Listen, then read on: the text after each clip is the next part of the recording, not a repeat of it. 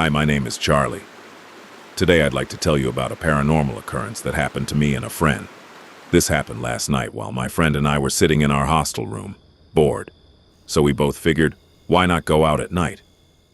Matt, my buddy, told me about a local waterfall and asked for, why not see the nearby waterfall? My friend stated this to me around 10:30 p.m.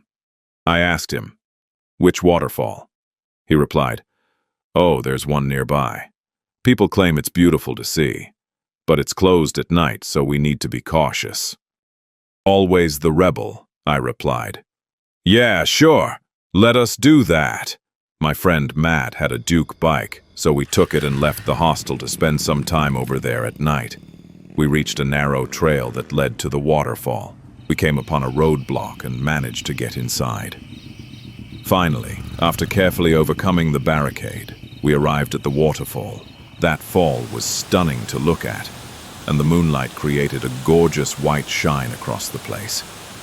There is no one around, leaving you lonely and deserted, simply vacant and forlorn.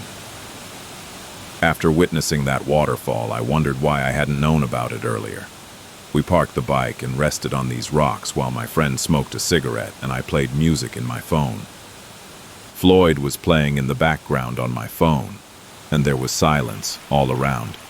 Everything was going great till now, until we heard that sound, a frantic, groaning cry. It had been 15 minutes since we arrived there. My friend and I were discussing when we heard a loud scream from a distance. We both overheard it. I assumed it was my friend's call. My friend assumed it was my alarm or ringtone. Then we heard someone screaming cry again. This time it's louder, closer. It felt like someone was running towards us. I looked at my companion. He looked at me. I responded, bro, is this the voice of your phone? Matt looks at me with astonishment and says, wait, I thought that was your phone. He told me, bro, don't make light of this, I'm scared. I replied, no. Wait, did you also hear this sound? Matt responds, yes, I did. I thought. We heard another loud scream before he could continue. Some girl or something was shouting at the top of her voice. This time it sounded even louder, even closer. We both had goosebumps now. We quickly took an action. Now we were both shaking. This was true. It was actually happening. The only problem was that the screaming had become constant. It wouldn't stop. Something or someone was shouting, and with each passing second, that thing became closer. It was an awful noise. The sound was terrible and weird, completely pathetic, devoid of hope, strange. There was nothing there, no house, no human being. Only the two of us were present. The area was empty for miles. Not a single soul was visible. But what about the screams? Every second felt like it was running towards us, quicker and closer. In a matter of seconds, we were both running towards the bike. My friend started the bike engine. By this point, the screams had become really real. It felt like the thing or person was very close to us by this point. I rushed into the rear seat as Matt quickly accelerated his bike. This was an on-road bike.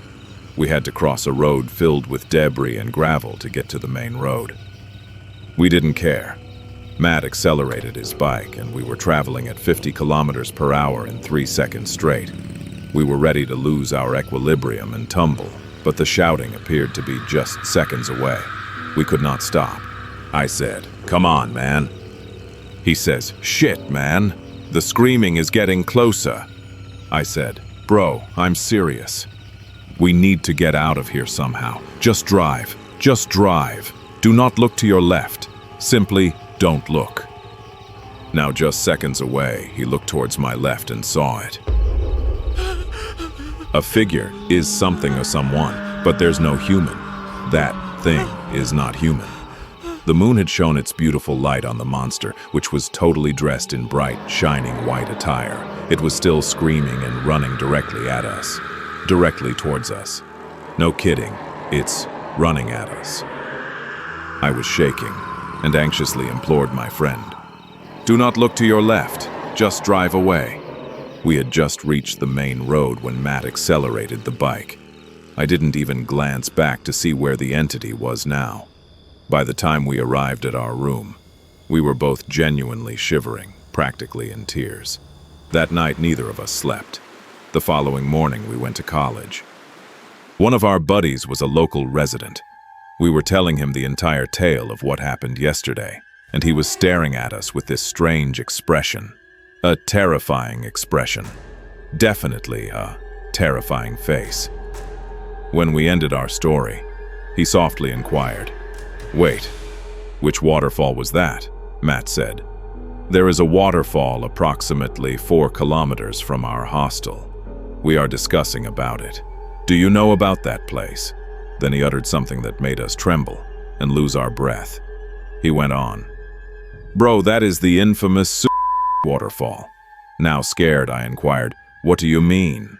He stated, "It's a waterfall. The government has prohibited entry to the waterfall because hundreds of people have committed there. That's why no one goes there during the day. But you two went at night. It is a haunted location. Thankfully, you both returned safely. Else, who knows what would have happened to you two." When we heard this, we were both stunned. Since then, I've never questioned the existence of the supernatural.